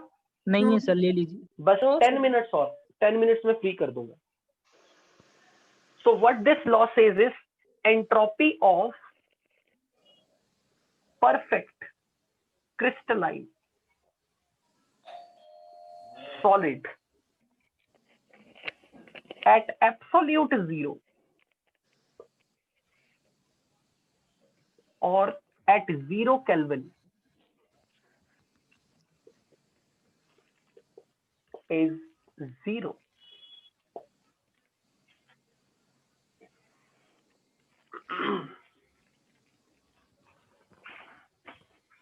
अच्छा, एक बात बताओ, एक सॉलिड, एक लिक्विड और गैस में किसी सब्सटेंस की सॉलिड फॉर्म और किसी सब्सटेंस की लिक्विड फॉर्म और सेम सब्सटेंस की गैस फॉर्म, किसमें एंट्रोपी ज्यादा होगी? गैस में। गैस में होगी सर। मान लो मैंने एक गैस को, वाटर को ले लिया, स्टीम से लिक्विड बनाया, तो मैंने उसका एंट्रोपी घटाया बढ़ाया? घटाया। घटाया। और फिर मैंने लिक्विड से उसको आइस बनाया, बर्फ बनाया, फिर से और घटा दिया। और घटा दिया।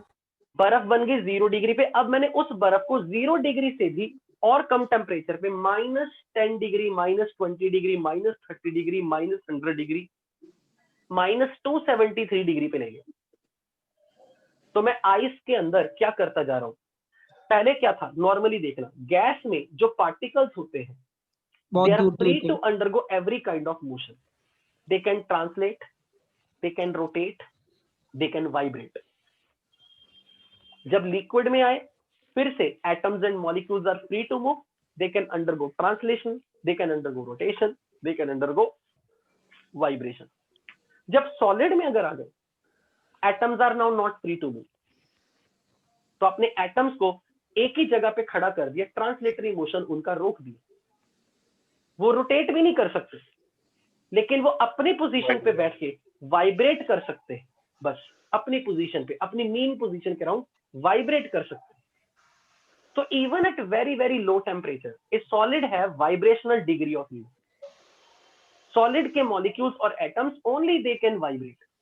लेकिन अगर आपने इतना कम टेम्परेचर कर दिया, 0 केल्विन तक ले गए कि आपने एटम्स और मॉलिक्यूल्स का वाइब्रेशनल मोशन की फ्रीडम भी उनसे छीन ली, that they cannot even perform vibration, तो मैं बोलूंगा atoms and molecules are completely at rest. They are not free to move in any way. They cannot now exchange their energy by any way. नहीं तो वो translatory motion करके, rotational motion करके या vibrational motion करके अपनी energy exchange कर सकते हैं। पर जब आपने उनको 0 केल्विन तक ले गया, तो मॉलिक्यूल के अंदर every type of motion ceases. मैं कहूंगा what happens at 0 kelvin? At 0 kelvin every kind of the motion within the solid stops. Atoms and molecules are just like statues. They cannot exchange energy with anyone. तो मैं उस case में हम बोलते हैं कि entropy for a substance eight 0 kelvin is 0। एक perfect crystalline molecule, यहाँ पे एक वर्ड यूज किया क्रिस्टलाइन, यानी कि सॉलिड अमॉर्फस भी नहीं होना चाहिए। क्रिस्टलाइन सॉलिड का मतलब है कि atoms and molecules are well organised pattern में अरेंज हुए। क्योंकि क्रिस्टलाइन और अमॉर्फस सॉलिड में यही डिफरेंस है। सॉलिड में अगर एटम्स, फॉर एग्जांपल मान लो मैं आइस की बात कर रहा हूं, मैंने आइस में मॉलिक्यूल्स को सपोज ऐसे अरेंज किया,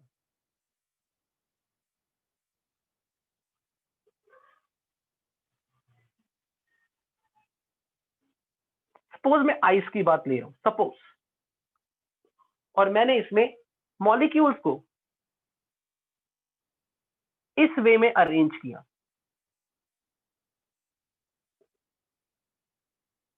और अगर कोई पूछे ये डॉटेड लाइंस क्या है, तो मैंने ये हाइड्रोजन बॉन्डिंग दिखाई है। केमिकल बॉन्डिंग में हो गया होगा हाइड्रोजन नहीं बॉन्डिंग? नहीं हुआ। ओके, तो अब आएगा आपको भी जब आयनिक केमिकल बॉन्डिंग में पढ़ोगे। तो हाइड्रोजन बॉन्डिंग जो हो रही है मॉलिक्यूल्स में, उसमें एक चीज देखो, एक पैटर्न देखा वाटर का, वाटर कैसे जुड़ा है।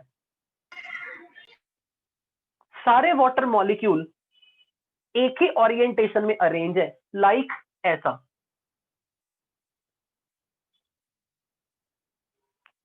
This oxygen, Yes, sir. this hydrogen, this oxygen, this hydrogen. Can you see there is a pattern? Yes, sir. Yes, yes sir. Pattern This is the representation, like this is the indication your solid is crystalline. लेकिन अगर एक भी molecule को मैंने ऐसे कर दिया, तो आप कहोगे सर अब ये वेल पैटर्न नहीं है। अगर ये ऐसा होता तो ये परफेक्ट पैटर्न होता। मैं कहता अब मेरा सॉलिड परफेक्ट क्रिस्टलाइन नहीं है, पर उसके लिए वाटर मॉलिक्यूल को फ्लिप करना पड़ेगा ना। हाँ सर। लेकिन फ्लिप करने का अधिकार भी आपने से छीन लिया 0 केल्विन पे। कंडीशन हाँ। लगा दी परफेक्ट क्रिस्टलाइन, यानी कि सारे मॉलिक्यूल एक ही पैटर्न में अरेंज हैं। मॉलिक्यूल फ्लिप भी नहीं कर सकता। तो मैं कहूंगा कि ऐसे केस में जब हाईली ऑर्डर्ड स्ट्रक्चर होगा, तो यहां रैंडमनेस का तो कोई स्कोप ही नहीं है। तो मेरा सब्सटेंस 0 केल्विन पे इसकी एंट्रोपी 0 है। हम उसे फ्लिप की अलाउंस कैसे दे सकते हैं? आपने कहा कि हमने फ्लिप करने को भी इजाजत नहीं दी उसे। फॉर एग्जाम्पल करने से भी मॉलिक्यूल को अगर फ्लिप करना हो, उसको एक तरीका का मोशन ही तो करना पड़ेगा, लाइक रोटेट। Okay sir. अगर सर जैसे आपने यहाँ पे दिखाया कि मतलब हमने सिर्फ एक मॉलिक्यूल की शेप चेंज कर दी, उल्टा कर दिया, मान लो किसी तो और उस की केस भी में कर वो दी। क्या होगा? मतलब उस केस में उसे क्या बोलेंगे, वेल मैं ऑर्गेनाइज कह तो दूंगा नहीं कि कहेंगे? वो हमारा परफेक्ट क्रिस्टलाइन नहीं है, अभी उसके अंदर एक अनऑर्गेनाइज्ड पैटर्न है, यानी कि उसमें अभी एंट्रोपी कुछ Deformalities. है, उसको बोलेंगे deformation in the solid. Okay, but sir ये हमें ऐसे नहीं ना देखिए पता चलेगा एक कि बाहर से, सॉलिड में, हाँ फिर हम अगर हम आउटर लुक देखेंगे जैसे नॉर्मल देख रहे हैं चीनी को, वो क्रिस्टल फॉर्म मैं में है समझा जब, नहीं, सर जब हम नॉर्मल ऐसे देख रहे हैं नेकेड आई से, हाँ, उससे थोड़ा ना तब हम नहीं ना इस चीज जज को कर बोल रहे सकेंगे। हैं, तब थोड़ा ना हम जज कर सकते हैं। वो तो बॉन्डिंग के पैटर्न से। वो तो बस हम मतलब को बोलते हैं कि इमोशनली होके बोल देते हैं कि ये क्रिस्टल है, परफेक्ट क्यूब, पर रियलिटी में जो डिफाइन करते हैं माइक्रो लेवल पे जाके स्टडी करके कि अगर सारे मॉलिक्यूल्स एक ही पैटर्न में अरेंज है, देन वी से इट्स अ क्रिस्टलाइन सॉलिड। लेकिन अगर एक पार्टिकल ऐसा हो, एक पार्टिकल की ओरिएंटेशन उल्टी हो, किसी की उल्टी हो, रैंडम ओरिएंटेशन में हो, पर सॉलिड ही रहे, फिर वो अमॉर्फस सॉलिड है। पर उस अमॉर्फस सॉलिड में जब ये परफेक्ट पैटर्न नहीं होगा, आप कहोगे कि अमॉर्फस सॉलिड की एंट्रोपी क्रिस्टलाइन फॉर्म के कंपैरिजन में ज्यादा है, क्योंकि वहां मॉलिक्यूल्स का रैंडम ओरिएंटेशन दिखा। समझ में आई ये चीज कि वाई क्रिस्टलाइन सॉलिड है zero entropy, but even at 0 kelvin आपने इसके पास हर तरीके के मोशन करने की परमिशन चाहिए। ना ये ट्रांसलेटरी मोशन कर सकता है, ना ये रोटेशनल मोशन कर सकता है, ना ये वाइब्रेशनल मोशन कर सकता है। तो third law says entropy of molar entropy, यानी कि 1 मोल सब्सटेंस अगर आपने ले लिया, for 1 mole substance molar entropy at 0 kelvin is 0। अब कोई मुझे ये कह दे कि मैंने किसी सब्सटेंस को वाटर को 0 केल्विन से वाटर को मान लेते हैं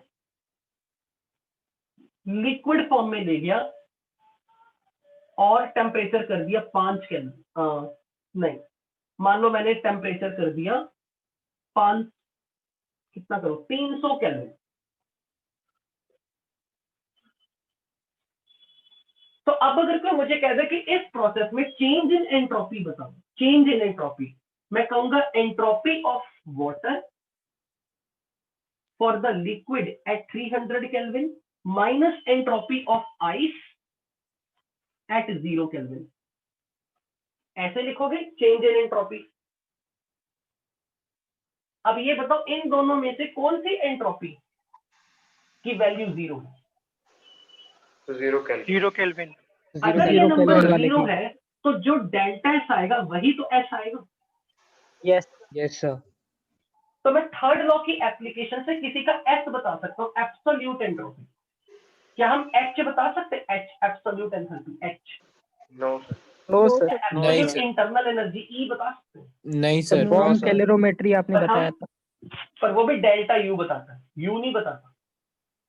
ओके पर absolute entropy we can find with the help of third law, क्योंकि वी आर एज्यूमिंग कि 0 केल्विन पे सब्सटेंस की एंट्रोपी 0, तो इसलिए जो चेंज इन एंट्रोपी आएगा वही उसका एंट्रोपी होगा। पर यहाँ पे कंडीशन होगी, जब भी किसी सब्सटेंस की एंट्रोपी किसी टेम्परेचर पे फाइंड करनी है तो 0 केल्विन के रिस्पेक्ट में बताओ। तो आपने 0 के रिस्पेक्ट में बताया तो आपने एक स्टेट फिक्स कर दी। ये मत कहना कि अच्छा अब हम एस बता सकते हैं। मैं बेसिकली कहूंगा कि आप भले एस बोल रहे हो, एक्चुअल में तो वो एक डेल्टा है। पता चला? यस हाँ सर। इससे ये कह देना कि what is the application of third law. मैं कहूंगा थर्ड लॉ की हेल्प से किसी सब्सटेंस का एब्सोल्यूट एंट्रोपी एस, ना कि एंट्रोपी चेंज, एब्सोल्यूट एंट्रोपी हम बता सकते हैं। तो मैं कहूंगा molar entropy for a solid at a given temperature can be calculated using third law.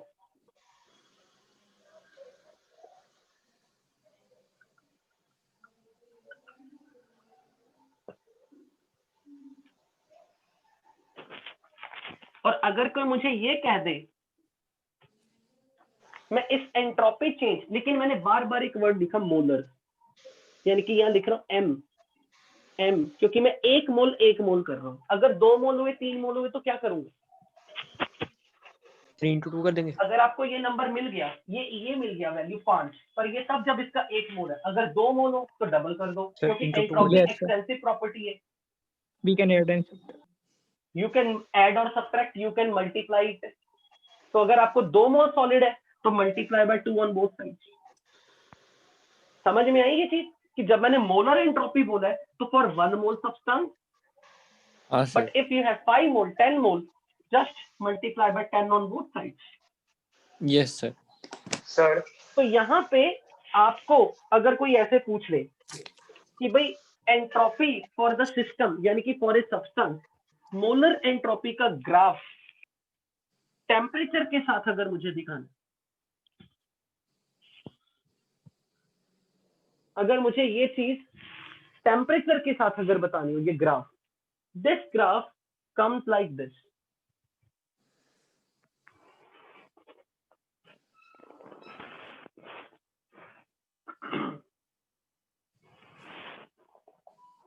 And this graph is very important.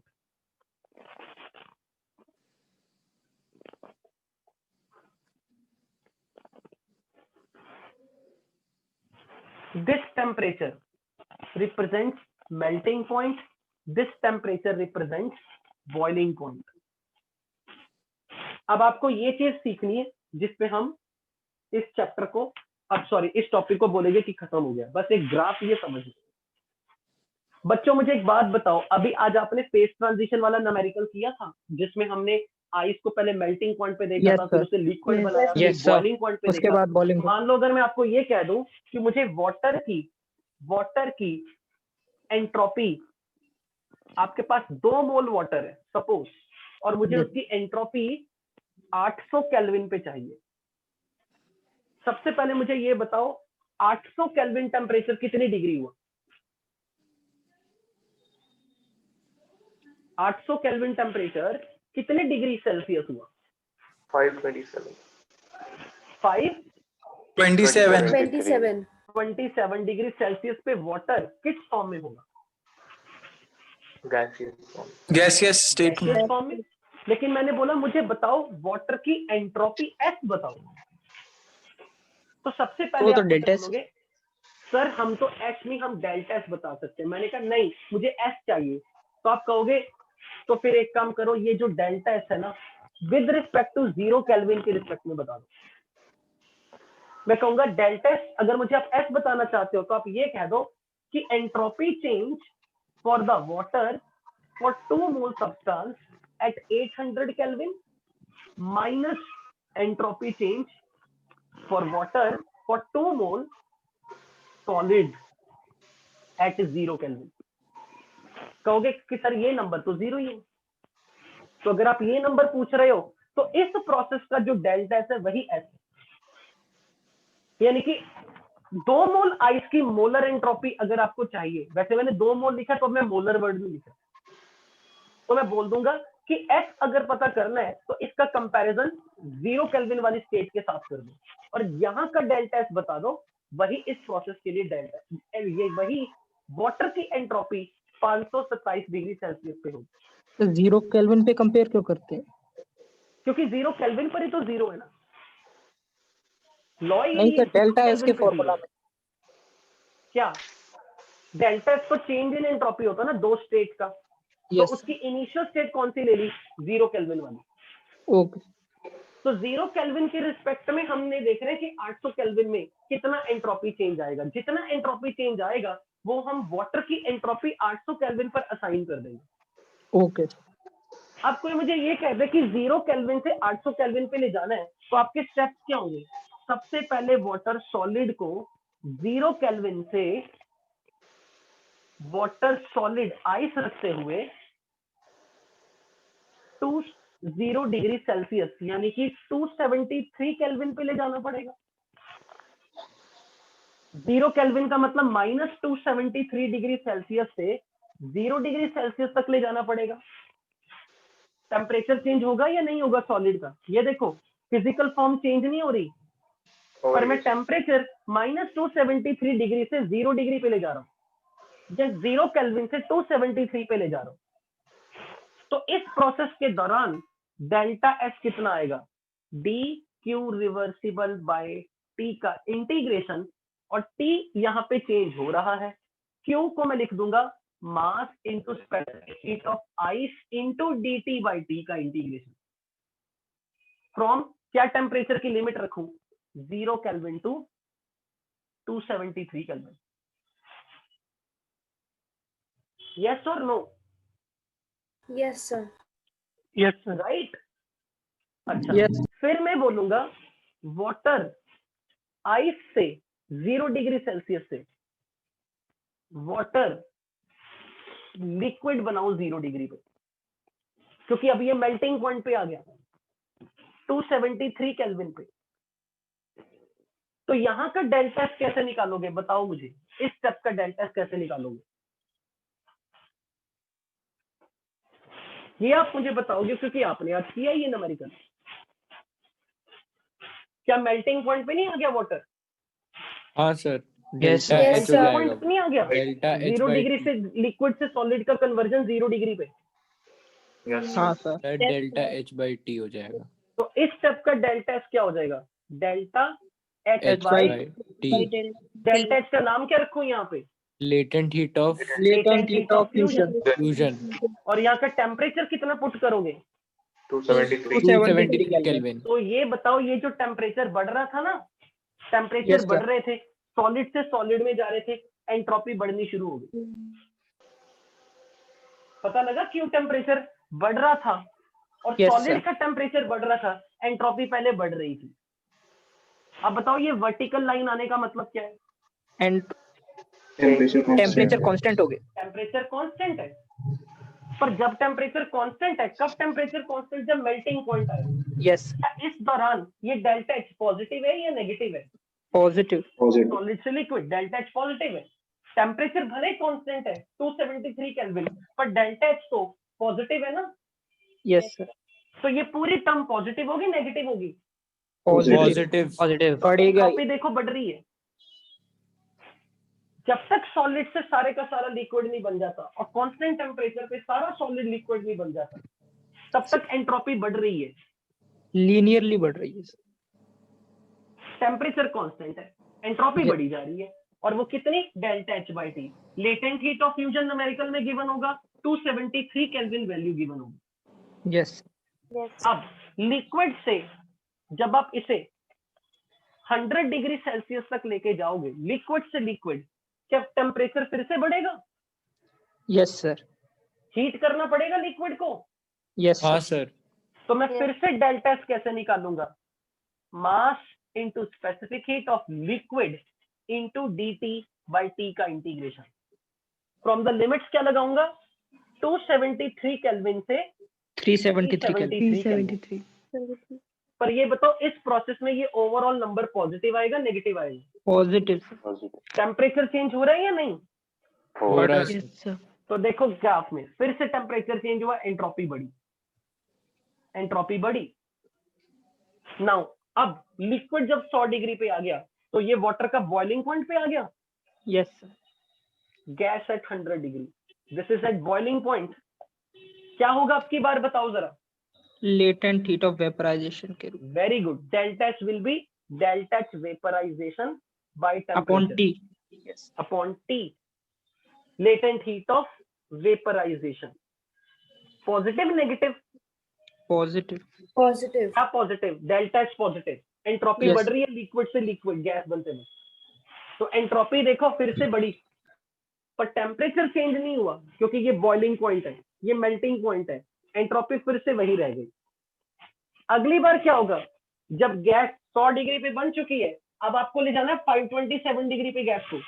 तो गैस से जब आप इसे वाटर गैस बनाओगे एट 527 डिग्री सेल्सियस, अब तो गैस से गैस पे जा रहे हो, तो अब आप Temperature लगा दोगे बढ़ेगा। Delta S is NCVM V2 by T1 plus NRLN V2 by V1। Yes. Temperature भी बढ़ेगा 373 से 800 केल्विन। वॉल्यूम भी बढ़ेगा। अगर आप यहां से नहीं निकालना चाहते तो मास into specific heat of gas into dt/T का इंटीग्रेशन कर दो फ्रॉम 373 केल्विन से 873 कितना 800 केल्विन तक। एंट्रोपी फिर से बढ़ेगी। सर वॉल्यूम क्यों अगर बढ़ेगा? कोई पूछे कि ये जो ग्राफ है ये आपको क्या दिखा रहा है, अच्छा इस स्टेप का डेल्टा एस प्लस इस स्टेप का डेल्टा एस प्लस इस स्टेप का डेल्टा एस प्लस इस स्टेप का डेल्टा एस प्लस इस स्टेप का डेल्टा एस, यहां से लेके यहां तक का डेल्टा एस हो गया। हाँ सर। Yes sir. यहां से लेके यानी कि यहां से लेके यहां तक का डेल्टा एस, ये सारे स्टेप्स का डेल्टा एस का टोटल आ गया। Yes sir. हाँ सर। ये नंबर तो 0 है ना, हाँ सर। Yes sir. तो ओवरऑल डेल्टा एस क्या कहलाएगा? Absolute delta S absolute entropy. Mole absolute entropy for the 2 mole water. बस ये ध्यान रखना जहां जहां मास लिखा ना 2 मोल वाटर तो 36 ग्राम मास भी रखना, क्योंकि mass of 2 mole water is 36 gram. Yes sir. So third law की एप्लीकेशन क्या है कि आप क्या बता सकते हो? Absolute Absolute entropy. Absolute entropy. पर आप एक जगह पे फंस जाओगे क्योंकि आपने मेरी एक गलती नहीं पकड़ी। Can you guess that mistake या फिर एक तरीके से मैं स्मार्टली निकल गया। यहां मुझे बताओ dt/T जब करोगे तो क्या बनेगा? ln। infinity। Yes sir. तो क्या इंफिनिटी होगा? मैं नहीं हाँ, बताऊंगा, सर। ये आपने सोचना है क्योंकि आपने पकड़ा ही नहीं मुझे। तो दिस इज योर टास्क कि हाँ। सर आपने ये क्या कर दिया, और मैं बोलूंगा that's your task to think कि इसको कैसे ठीक करेंगे, इसमें क्या गलत है या फिर कुछ गलत भी है या नहीं। So that's up to you. So with this third law of thermodynamics is completed. Sir जब गैस को हीट करते हैं तो वॉल्यूम क्यों बढ़ा? गैस एक्सपैंड नहीं करेगी